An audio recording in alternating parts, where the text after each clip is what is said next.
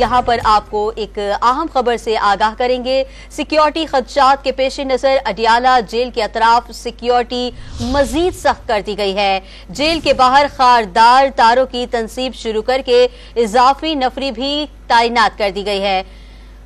आपको बता रहे हैं कि सिक्योरिटी खदशात के पेश नजर अडियाला जेल के अतराफ में सिक्योरिटी मजीद सख्त कर दी गई है।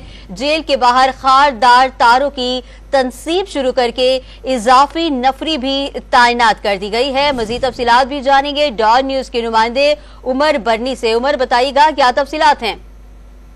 जी देखें, अडियाला जेल रावलपिंडी के अतराफ में सिक्योरिटी थ्रेट्स के पेश नजर सिक्योरिटी मजीद सख्त कर दी गई है। जेल के बाहर खारदार तारों की तंसीब शुरू कर दी गई है।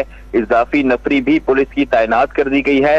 जेल से मुतसिल अडियाला रोड पर नाके भी कायम कर दिए गए हैं। जेल के मरकजी दरवाजे पर मुलाकातों पर पाबंदी के बैनर्स जो हैं वो आवेजा कर दिए गए हैं।